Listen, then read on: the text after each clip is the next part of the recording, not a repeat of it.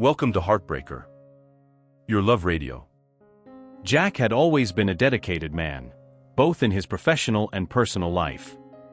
He worked tirelessly to provide a comfortable life for his wife, Sherry, and their two children, Shelby and Ryan. On that particular day, he decided to leave work early, an impulsive decision that would change his life forever. When he arrived home, he noticed something strange. A car he didn't recognize was parked in the driveway. His heart started to beat faster, a feeling of unease taking over his body.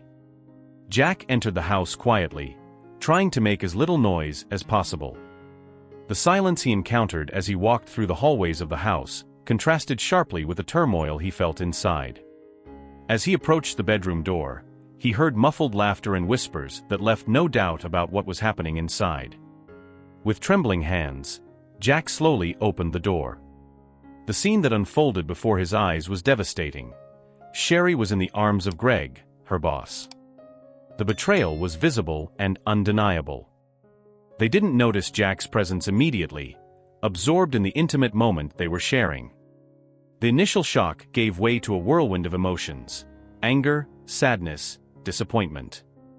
Jack felt as if the ground was opening up beneath his feet. He could have confronted them right then and there, but something inside him told him to wait. Blind fury wouldn't help him at that moment. He needed a plan, a way to ensure that the betrayal wouldn't go unpunished. Without making a sound, Jack closed the door and left the house, his heart heavy with the pain of the discovery. He drove aimlessly for a while, trying to organize his thoughts.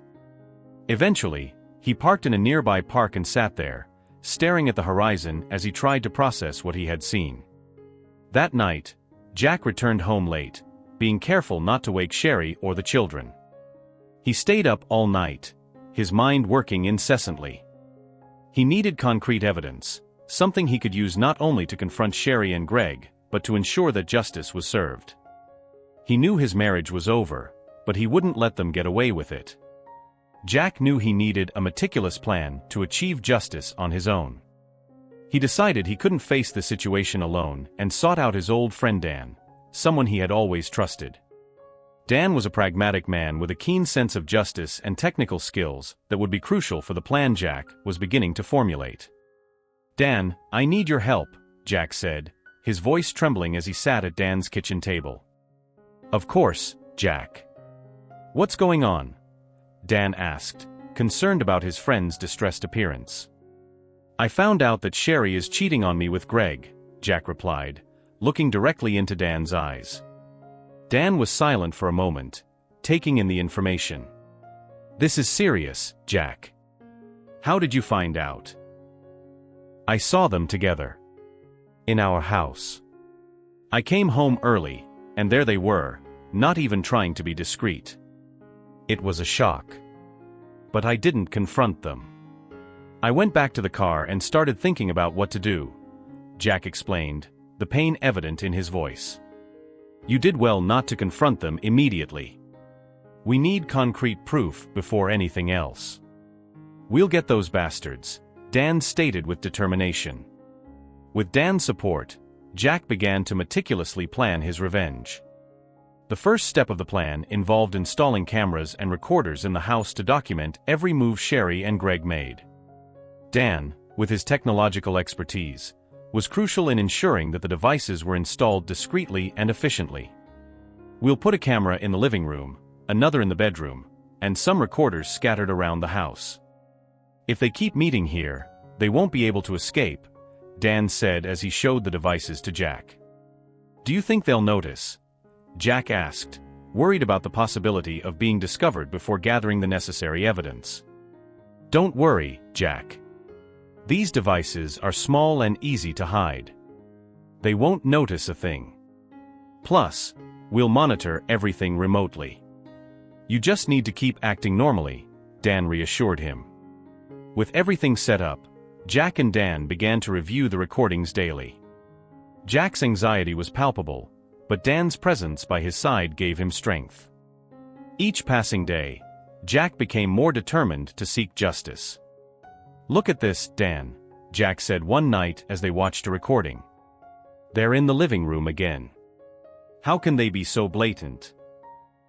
Dan nodded, anger building in his chest. They have no respect, Jack. But that will make our revenge even sweeter. In the following days, Jack maintained his normal routine, trying to act as if nothing had happened. Each forced smile and word exchanged with Sherry was a painful reminder of the betrayal. Jack began to accumulate a significant amount of evidence. Photos, videos, and audio recordings detailed the encounters between Sherry and Greg. Additionally, Jack managed to track compromising text messages and emails that Sherry exchanged with Greg, further building the dossier he was compiling. "We're almost ready," Dan said, reviewing the dossier with Jack. "This is enough to destroy them." Jack felt a mix of relief and sadness. "I never wanted this to happen, Dan. I never thought she was capable of something like this." "I know, Jack. But now it's time to think about the future."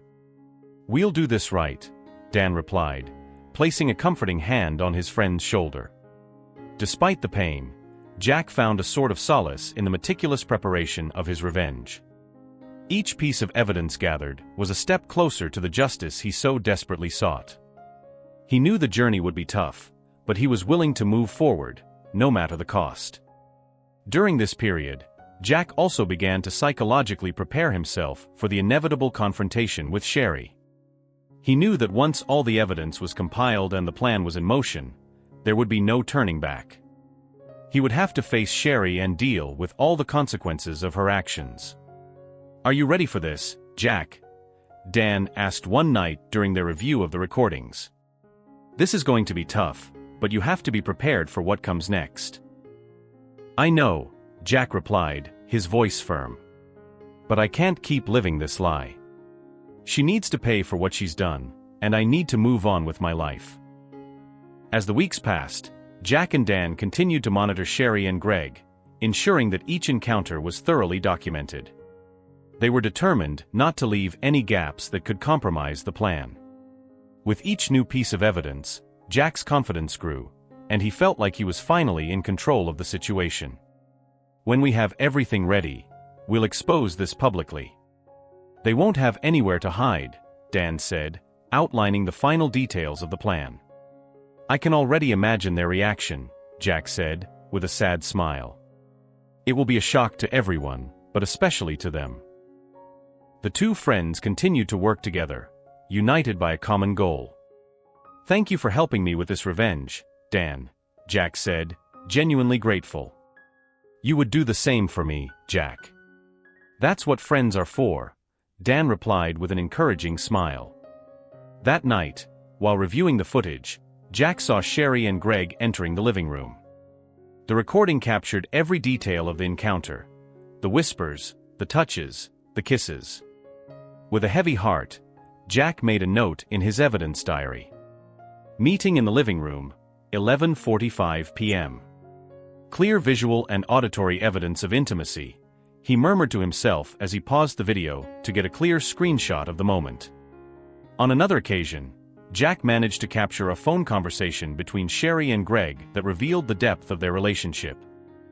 He was in the adjacent room with the recorder on when he heard Sherry say, "Greg, I don't know how much longer I can hide this from Jack. He's getting suspicious. Calm down, love. We'll find a way to solve this. I promise," Greg replied, sounding confident but insincere. Jack noted the false confidence in Greg's voice, which fueled his determination even more. He knew he couldn't just confront the couple immediately. He had to make sure that when the truth came out, there would be no way they could deny it. Every text message and email exchanged between Sherry and Greg was carefully copied and filed. Jack spent countless nights breaking passwords and accessing Sherry's email accounts, uncovering confessions and plans that heightened his desire for justice. In one of the messages, Sherry wrote, "Greg, when are we going to tell the truth? I can't keep lying to Jack." Greg, in response, was evasive. "It's not the right time yet. We need to plan this carefully." These messages were printed and added to the dossier, which was starting to look like a comprehensive manual of betrayal. Jack also began photographing any physical evidence he found around the house. A tie Greg had left in the living room, a different lipstick in the bathroom, and even hotel reservations made in Sherry's name. During one of these surveillance sessions, Dan decided to visit Jack. Worried about his friend, he brought some beers and tried to offer some comfort. "How are you coping with all this, Jack?" Dan asked, opening a beer and handing it to Jack. "It's tough, Dan. Every piece of evidence I find is like a stab in the heart. But I have to do this." "They need to pay for what they've done," Jack replied with a determined look. "You know I'm here for whatever you need, right?" "Anything," Dan said, placing a hand on Jack's shoulder. "Thanks, Dan. Your help has been crucial." "I don't know what I would do without you," Jack responded, feeling a rare moment of gratitude amidst the whirlwind of emotions. Days turned into weeks, and Jack continued to compile evidence. He knew he was getting close to the moment to act. One night, while reviewing another set of recordings, he captured a conversation that would seal Sherry and Greg's fate. "I love you, Greg. I want to spend the rest of my life with you," Sherry said with a sincerity that made Jack feel a knot in his stomach. "I love you too, Sherry. We'll find a way to be together," Greg replied. Jack knew those words were the final proof that there was no turning back. He printed the transcript of the conversation and added it to the now complete dossier. With all the evidence compiled, Jack felt more confident than ever. He knew his revenge would be devastating and that Sherry and Greg would not be able to escape the consequences of their actions.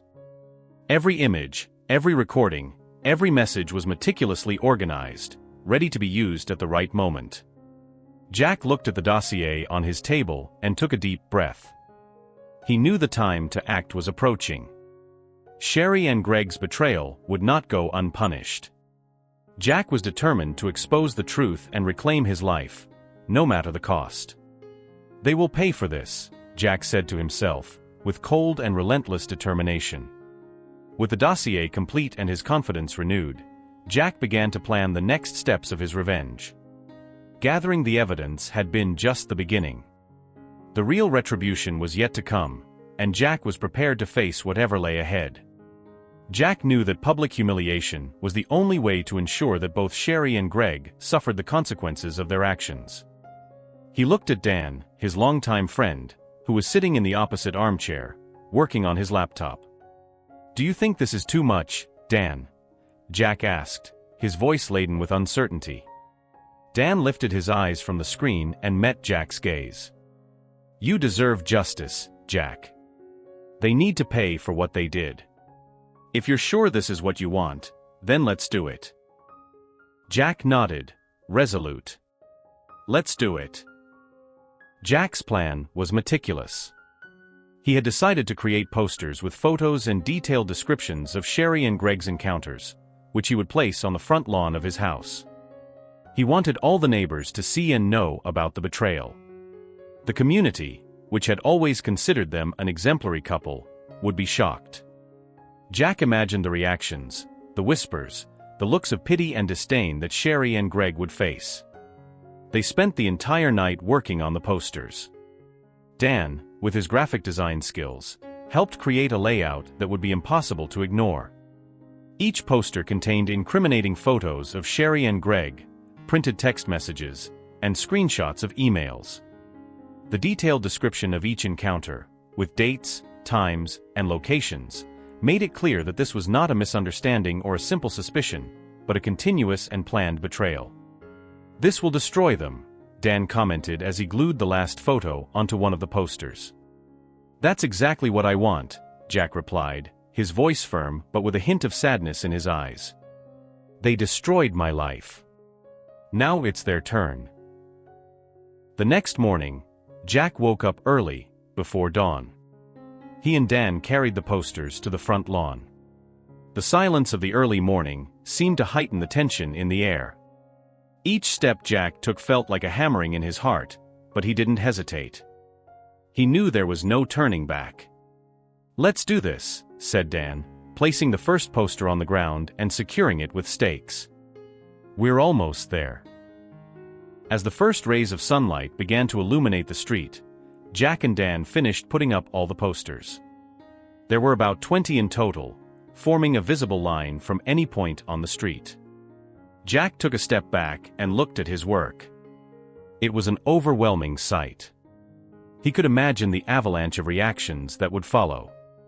"This is going to be a shock for everyone," Dan commented, placing a hand on Jack's shoulder. "But you're doing what needs to be done." Jack took a deep breath, feeling a mix of relief and anxiety. "I hope it's worth it." The following minutes felt like hours. Slowly, the neighbors began to come out of their houses to get the newspaper or walk their dogs. The first to see the posters stopped, shocked, and soon began calling others. In no time, a small crowd had gathered in front of Jack's house. "Oh my God, did you see this?" a neighbor commented to her husband. "I never would have imagined." "Neither did I," he replied, shaking his head. "This is unbelievable." "My God, are you seeing this?" Mrs. Thompson murmured to her husband. "I can't believe what I'm reading." Mr. Thompson adjusted his glasses and frowned. It seems Sherry was cheating on Jack with his boss. "This is unbelievable." The news spread quickly through the neighborhood. Within minutes, practically everyone knew about the betrayal. People looked at the posters, whispered among themselves, and cast pitying glances at Jack, who watched everything from a second-story window. "Jack, look who's coming," Dan said, pointing down the street. It was Sherry. She was in the car, returning from a quick trip to the market. When she saw the crowd and the posters, her face paled. She abruptly stopped the car and got out, incredulous, walking towards the posters. "Jack, what is this?" Sherry screamed, her voice trembling with shock and anger. "How could you do this to me?" Jack, maintaining his composure, looked directly at her. "This is the result of your actions, Sherry. I'm just exposing the truth." "No. This can't be happening," she murmured, her hands trembling as she picked up one of the posters to read. The community's eyes were all fixed on Sherry. She seemed on the verge of collapse as she saw the photos, the messages, and the detailed descriptions of her encounters with Greg. Tears began to roll down her face as she looked around, seeing the disdainful looks from the neighbors. "Sherry, how could you?" a neighbor exclaimed, shocked. "How could you do this to Jack?" Sherry had no response. She was devastated. All she could do was cry and shake her head in denial and despair. The public humiliation was absolute, exactly as Jack had planned. Inside the house, Jack watched the scene, feeling a mixture of satisfaction and sadness. He knew that despite the justice he was achieving, the situation also marked the end of an important chapter in his life. He had loved Sherry, and seeing the destruction of their relationship so publicly was painful but necessary. "You did what you had to do, Jack," Dan said, trying to comfort him. "Now it's time to move on." Jack nodded, still looking at Sherry from the other side of the window. "Yes, Dan. Now it's time to move on." The morning continued with the community in an uproar. Greg, upon hearing about the incident, arrived at Jack's house in a panic. He tried to talk to Sherry but was met with looks of hatred and disdain. The community, which had once seen them as exemplary figures, now treated them as pariahs, exactly as Jack had predicted. "Traitor! Homewrecker!" an older man from the neighborhood shouted. "This isn't over, Jack," Greg murmured, looking at Jack's house with hatred in his eyes. "You shouldn't have done this."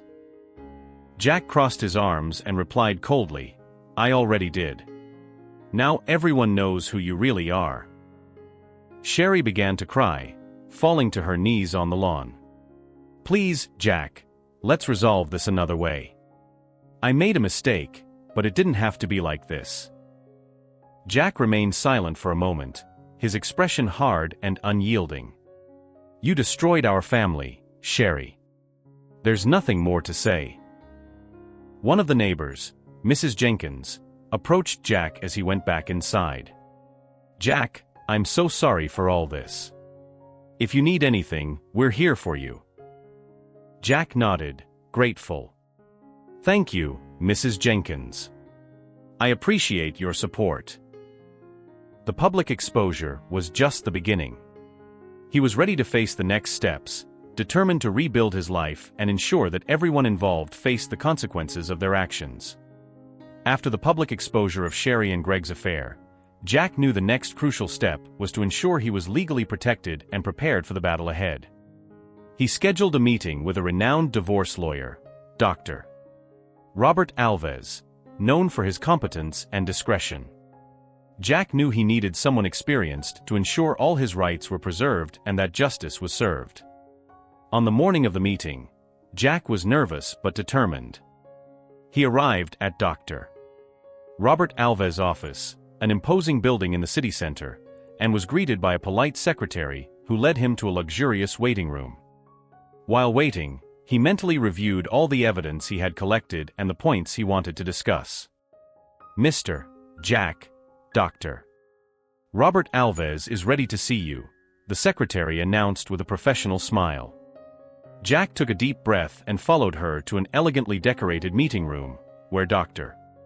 Robert Alves, a middle-aged man with an air of authority and wisdom, was waiting for him. Good morning, Jack, the lawyer greeted, standing up to shake Jack's hand. Please, have a seat. Let's discuss your case. Jack sat down and began to describe the entire situation, from discovering the affair to the public exposure. He handed the lawyer the dossier with all the evidence, photos, recordings, text messages, and incriminating emails. Dr. Robert Alves reviewed everything attentively, taking detailed notes. Jack, you've done an excellent job gathering this evidence, the lawyer said after a few minutes of silence. This will give us a solid foundation to face Sherry and Greg in court. Now, we need to discuss some important points about the divorce process.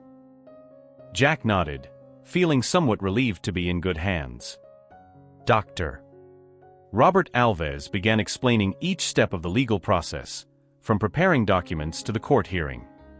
He made it clear that Jack would need to be emotionally prepared to face Sherry and Greg in court, but that he would be by his side every step of the way.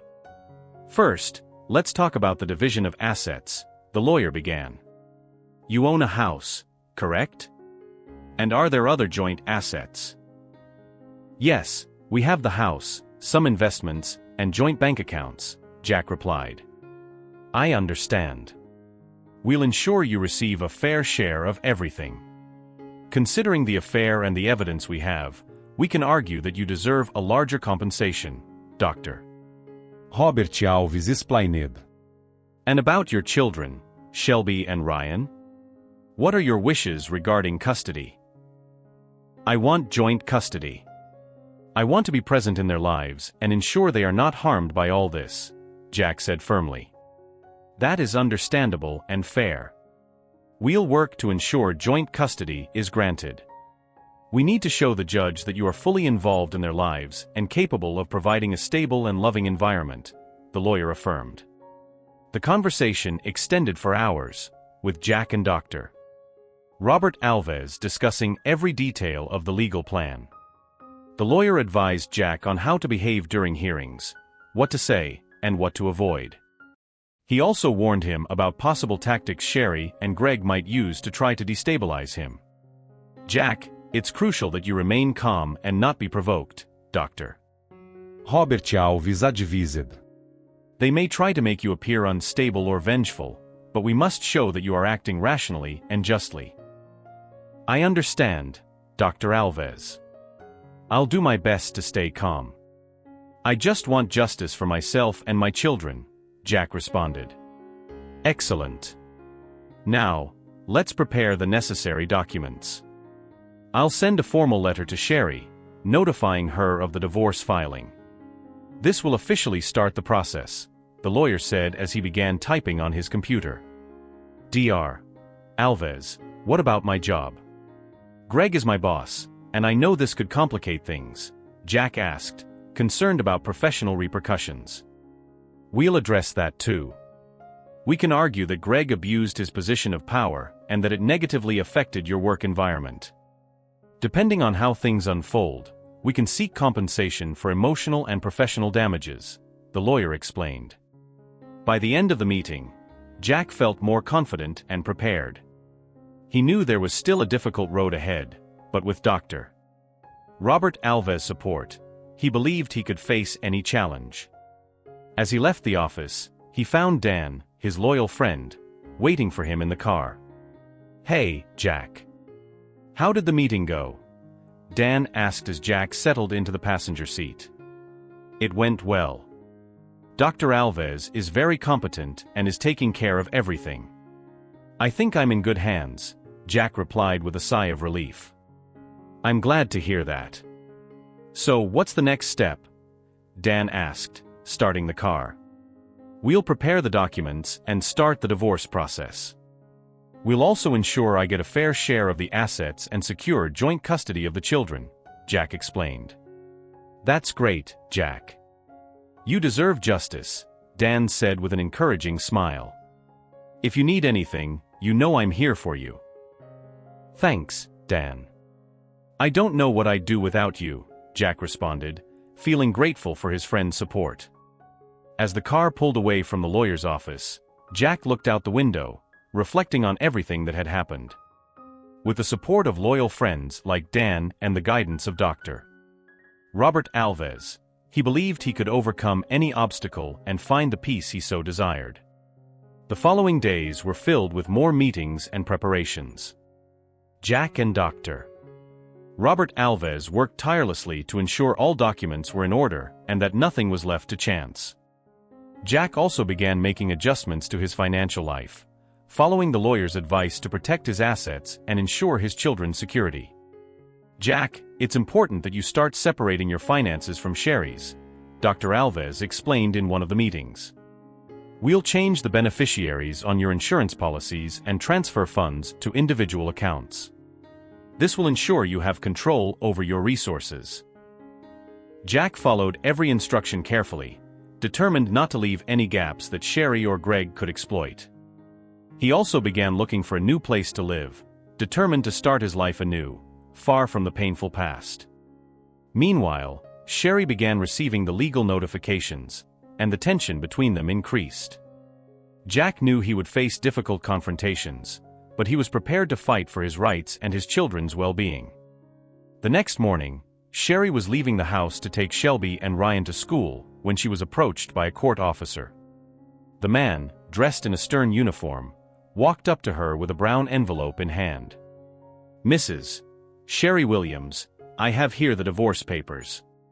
Please sign this receipt confirming delivery."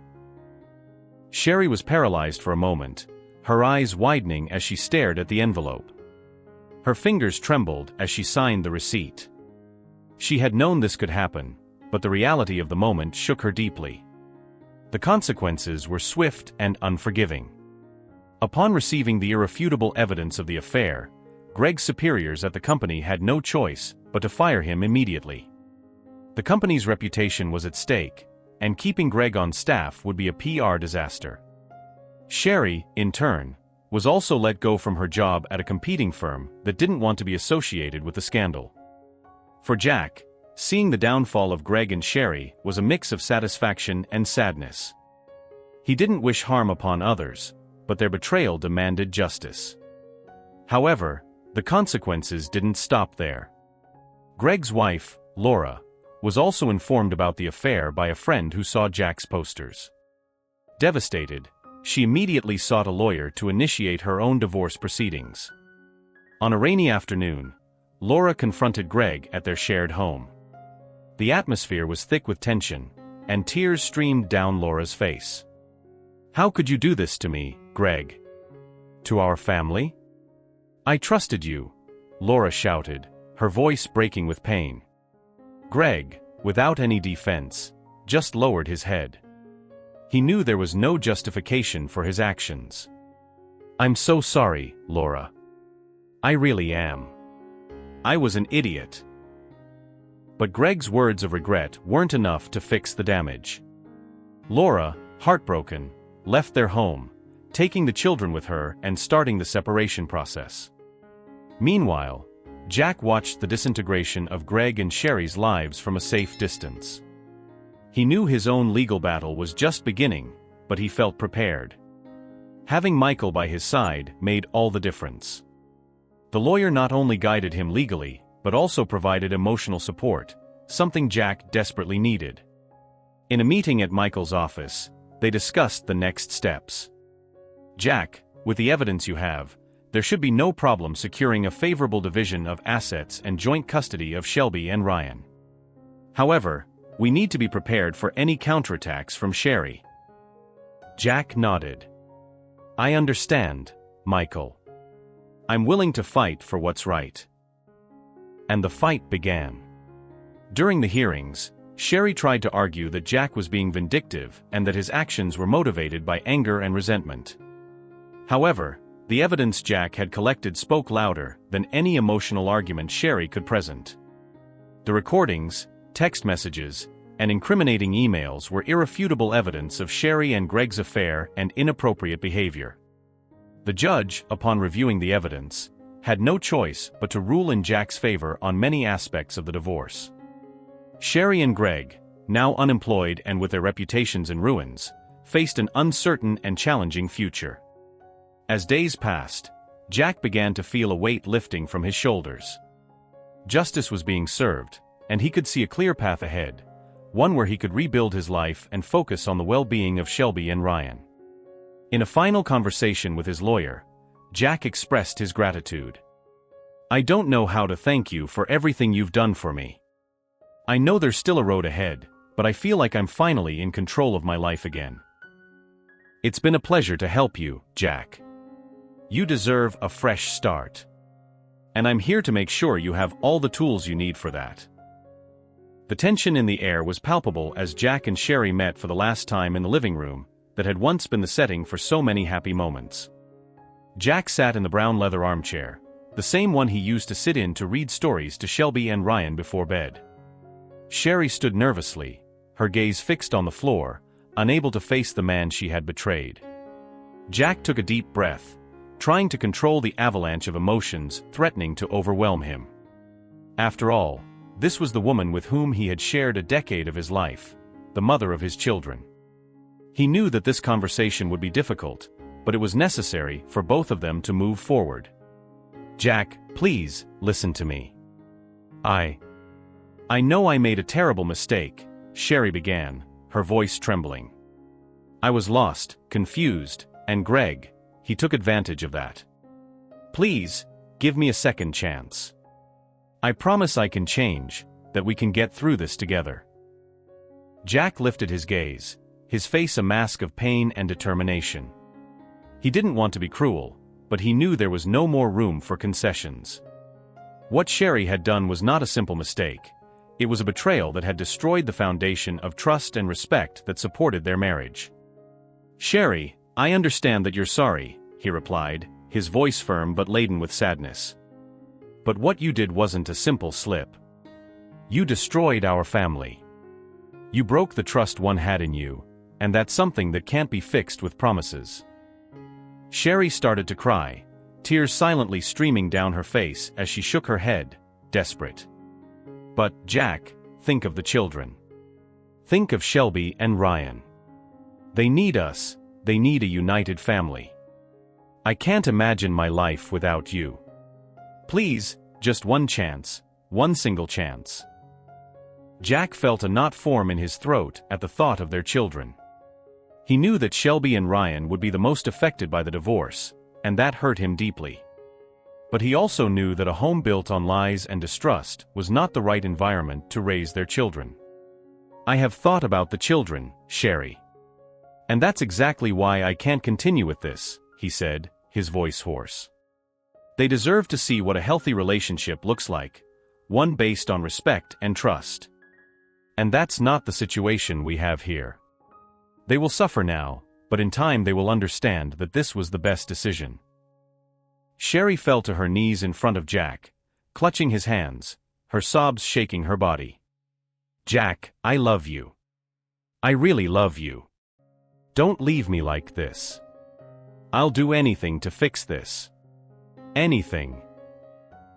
Jack closed his eyes for a moment, trying to block out the image of Sherry in such a state of despair. He knew that despite everything, there was still a remnant of love for her in his heart. But that love was suffocated by the pain and betrayal he had endured. "Sherry, I loved you too. And that's exactly why this hurts so much," he murmured, opening his eyes and looking at her with a resolute expression. "But love can't survive without trust. And the trust between us has been broken in a way that can't be repaired. I've made my decision. The divorce has been finalized, and I don't want to go back." Sherry let go of Jack's hands and collapsed on the floor, her body trembling with the weight of her regret and despair. Jack looked away, unable to bear the sight of her in that state. "I'm sorry," he said, standing up from the armchair.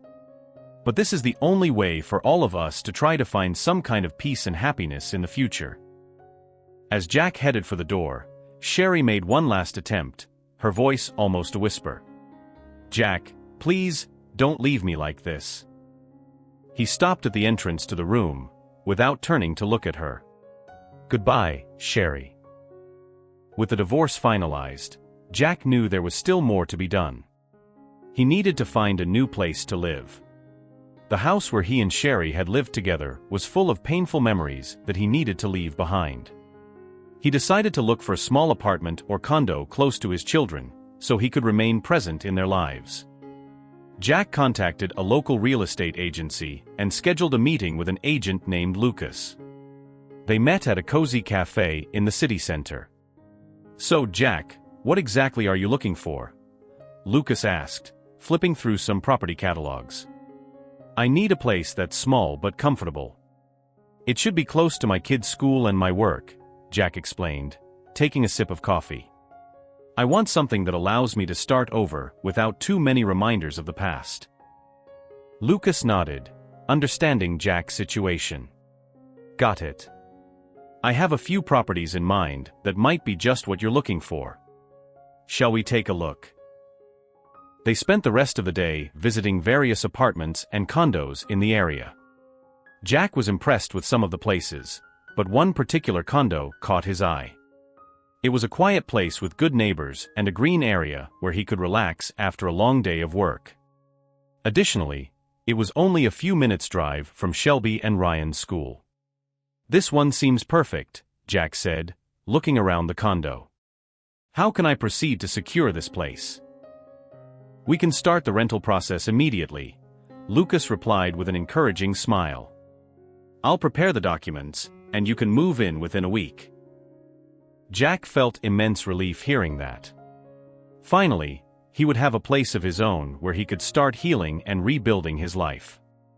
In the days that followed, Jack focused on organizing the move. He packed his things, separating what was necessary from what could be left behind. Each box he sealed represented a closed chapter of his life with Sherry. He also bought new furniture and accessories for his new apartment, deciding that a fresh decor would help mark his new beginning. During the move, Jack received help from Dan, his loyal friend. They carried boxes and furniture together, talking about Jack's next steps. "Man, I'm proud of you," Dan said, placing a box in the moving truck. "It's not easy going through this, but you're handling it really well." "Thanks, Dan," Jack replied with a sigh. "It still feels surreal, but I'm determined to move forward." Finally, moving day arrived. Jack said goodbye to his old house, closing the door for the last time. He drove to his new apartment, feeling a mix of sadness and hope. Upon arrival, he found Lucas waiting with the keys. "Welcome to your new home, Jack," Lucas said, handing him the keys with a smile. "Thanks, Lucas," Jack replied, feeling a weight lift from his shoulders. As Jack unpacked his things and arranged his new space, he reflected on everything that had happened. Sherry's betrayal, the public humiliation, the legal battle, and now, finally, a new beginning. He knew there was still a long way to go, but he was confident he was on the right path. One night, after finishing setting up the apartment, Jack received a surprise visit from Shelby and Ryan. Sherry had allowed them to spend the weekend with him. "Dad!" Shelby shouted, running to hug Jack. "Hi, Dad," Ryan said, following his sister. Jack hugged them tightly, feeling a wave of emotion. These moments with his children were what mattered most. "Do you like my new place?" Jack asked, smiling. "It's amazing, Dad," Shelby exclaimed, exploring every corner of the apartment. "Can we decorate our rooms?" Ryan asked, excited. "Of course," Jack replied, laughing. "We'll do it together." As Jack spent the weekend with Shelby and Ryan, he felt a sense of peace. Despite everything he had been through, he still had the love and support of his children. They were his motivation to move forward and build a new life.